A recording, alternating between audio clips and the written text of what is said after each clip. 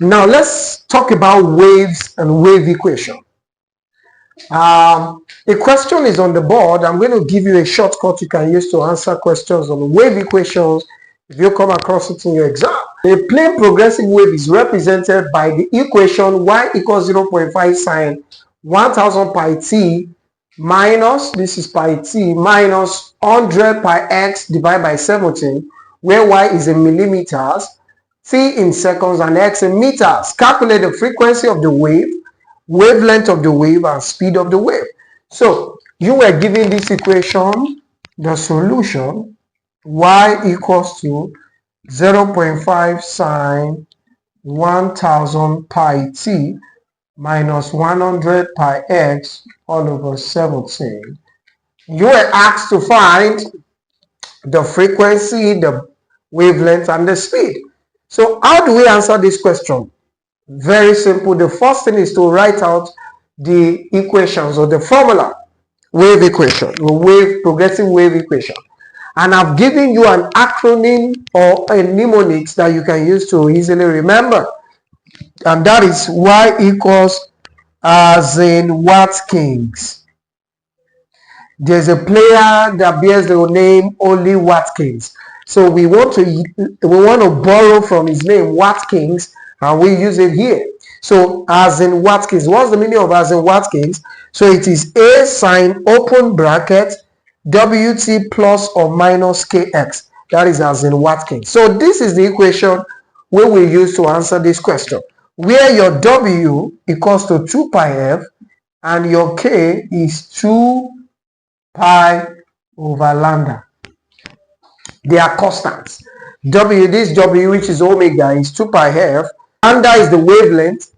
F is the frequency. Okay. And of course, your pi is 22 over 7. So you have omega equals to 2 pi f. So this omega here is 2 pi f.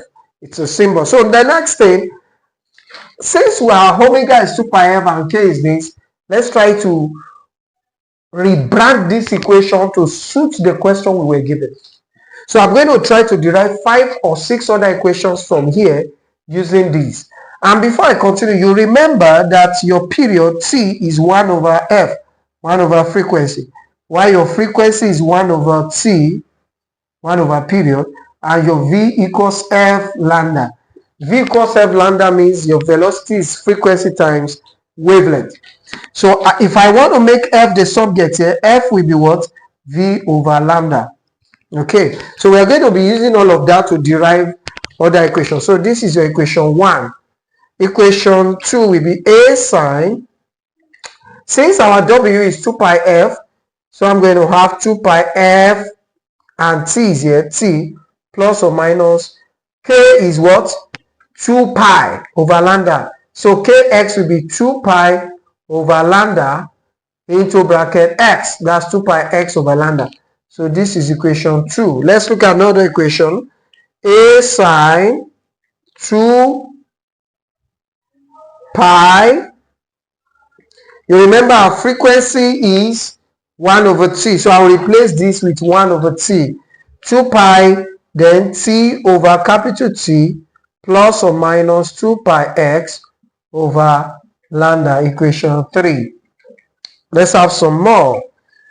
Now look at this. We are looking for an equation that we have pi t. Pi t, can you see this is a pi t here, right? And then here pi x. So with this equation 3, actually we can answer this question. But let's try to derive other equations before we answer. A sine. Now, if you look at this equation, v is f lambda and f is v over lambda. So I can replace this f with v over lambda. So I'm going to have 2 pi v over lambda into t plus or minus 2 pi x over lambda. This is equation 4. Let's have some more equations. This is over lambda.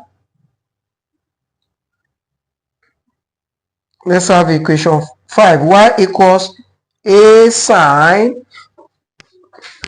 The reason why you need to know all these equations is that in case you have a question that is not exactly like this, you know exactly what equation to use to answer it. So A sine, let's do W T, and then here, since F is V over lambda, so from here, something is common to here and here. 2 pi over lambda is common to both. So we can factorize it. You can have A sine 2 pi over lambda into bracket Vt. All right, so Vt is left here. 2 pi over lambda plus or minus x. Equation 5. So let us make do with these 5 equations. Are we there? So if we are going to answer this question, which of the equations are we going to use that is similar to this? Just compare. You see that equation 3 is similar to what we have here. Why? This is 1000 pi t. This is 2 pi t. So there's a pi t here. There's a pi x here. So we can use that to answer the question. To answer this question, let's rewrite the equation. Y equals to 0.5 sine 1000 pi t minus 100 pi x all over 17. So if we compare it with equation 3, which is y equals to a sine 2 pi t over capital T plus or minus 2 pi x over lambda. So let's compare these two. We were asked to find what are we looking for? We're looking for frequency, looking for wavelength, looking for speed. If you compare these two, we can use this to find the period. This capital T is period. So we can use this to find the period. How? Compare this and this. So you are going to have 1000 pi t equals to 2 pi t over capital T. So pi t cancels pi t. So what do we have left? We have 1000 equals to 2 over capital T. So if you cross multiply, you are going to have 1000 t equal to 2. Divide both sides by 1000. So your t is going to be 0.002. 0.002. What's the period? Seconds. That's the t. So our t is 0.002 seconds. But when we ask to find period, no, but we ask to find frequency. And you remember frequency is 1 over t, which 1 over period. So our frequency is going to be the inverse of this, 1 divided by 0.002. Alright, so if we divide 1 by 0.002, what is going to be our answer? That's going to be 1000 divided by 2. That's the meaning. If I want to answer this without using calculator, I move this 3 times 1, 2, 3, that is 2. They have 3 zeros here. So my answer is going to be 500 hertz. So the answer is 500 hertz. That is the frequency to this question. Let's look at the other one. Now B says we should find the wavelength. So how do we find the wavelength? Wavelength is lambda. So comparing the two equations, this is our lambda, which is the wavelength. This is pi x over 1700. So you can equate this to this and then make pi the subject of formula. So if you equate this to this, that's going to be what? 100 pi x over 17 is equals to 2 pi x over lambda. Right. So here pi x cancels pi x. So we are going to have 100 over 17 is equals to 2 over lambda. So we cross multiply. If we cross multiply, we're going to have lambda, 100 lambda equals to 2 times 17 is 34. Divide both sides by 100. This cancel this. So our answer is 0.34. So our lambda wavelength is 0.34 centimeters. They said, and the wavelength is what? Yeah, where the y is in millimeters and x is in meters. So it's going to be meters. All right.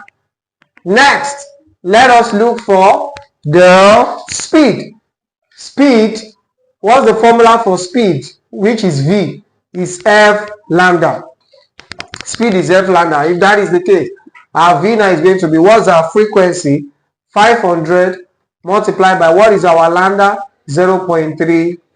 So if we multiply, our v is going to be what? I'll move this 1, 2, it will cancel this and this. So I have 34 by 5. 34 by 5 is 20, 15, 17. Right? So our velocity is 170 meter per second. And with this, we have been able to answer this question. I hope it is very, very clear. So you can pause it, go over it again, and then understand it. So if you see this in your exam, you know exactly what to do. Let's go to the next topic. This question says I should state the Hooke's law. So A, what is Hooke's law? Hooke's law states that law simply says that extension is directly proportional to force applied or the load, given that the elastic limit is not exceeded. So it states that the extension on an elastic material is directly proportional to the load or force applied, given that the elastic limit is not exceeded. So you don't need to cram this formula. You don't need to cram this equation. Just F equals varies as E. Just master this for Hooke's law. That's force varies directly as extension. So the meaning of that is, if I have a rubber band, if I apply little force to it, it will extend it a little. If I apply more force, it will extend it more. So the more force I apply, the more it expands this rubber band. Once I remove the force, it regains the original shape. But once the elastic limit is, I pass the elastic limit, then it will not regain the original shape. It can even breaking point. So that is Hooke's law. States that the extension on an elastic material is directly proportional to the force applied or the load, given that the elastic limit is not exceeded. Let's look at the second part of the question. He says a spring has a length of this when a mass of this hangs on it. So that means we do not have an idea of the original length of this spring. So let's make L naught to be our original length, then LF to be the length when a mass has been added to it. So it has a length of 0. So LF1 is 0.20 meters when a mass of, so our M1 is 0.30 kilogram. Hang on it. And the length of this, so our LF2 is 0.75 meters when a mass of, so our M2 is 1.95 kilogram. The L naught original length remains constant. Now, remember it says extension is proportional to load or force, not to mass. So we need first of all to convert this mass to Newton, to force or weight. And the formula is F equals mg, that's mass times acceleration due to gravity, and g is 10. So if I convert this, it's going to be 3 newtons. If I convert this, it's going to be 19.5 newton. So back to the formula, F equals to KE. And what's going to be my extension? Extension is equals to L final minus L naught. So if I make, so this is my E. So anywhere I have E here, I'm going to put this. So the first force is what? 3 newtons. So 3 equals to K multiplied by our extension will be LF1 0.20 minus L naught.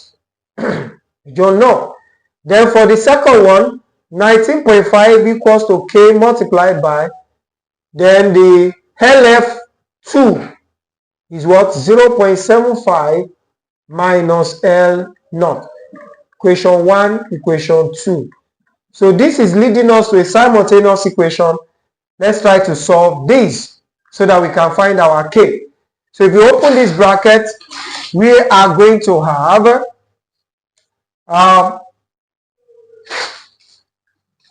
if we open this, we are going to have 3 equals to 0.20 minus L naught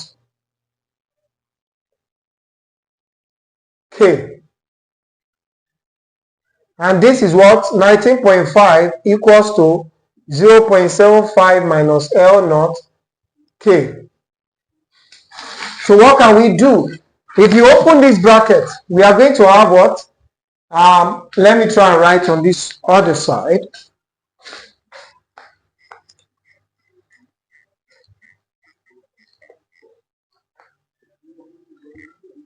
So if we open this bracket, we will have 3 equal to 0.2 times K, 0.20 K minus K L naught. Then we have 19.5 is equal to 0.75 K minus K L naught. So we can label this equation 1 and still equation 2. So let's subtract equation 1 from 2. Subtract equation 1 from 2. So if we remove this 3 from 19.5, we're going to have 16.5 equals to, remove this 0.20 from 0.75, we're going to have 0.55K.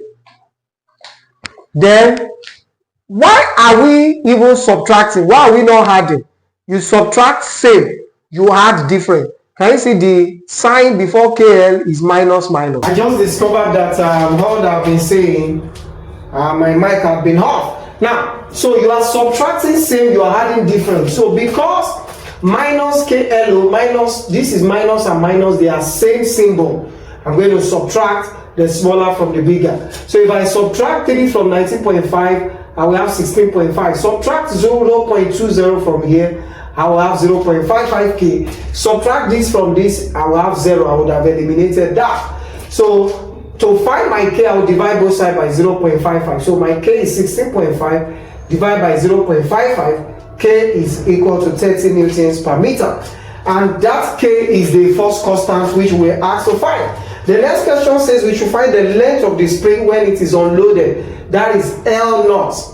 So our L naught, we are going to use either equation 1 or 2. Just substitute your K into equation 1, you get your L naught. So what's equation 1? 3 equals to 0.2K minus K L naught. Anywhere you have K, replace it with 30. So you have 0.2 into 30 minus K into 30, 30 LO. So you have 3 equals 0.2 times 30 is 6 minus 30 times L naught is 30 L naught. So L naught, okay, so it doesn't get confusing. 30 L naught. And then when you collect like times, minus 30 L naught will cross and become positive 30 L naught. 3 will cross and become minus 3. So we are going to have 30 L naught equals to 6 minus 3. And that is 30 L naught equals to 3. Divide both sides by coefficient of L naught, which is 30. That will be 3 over 30. Our answer is going to be 0.1 meters.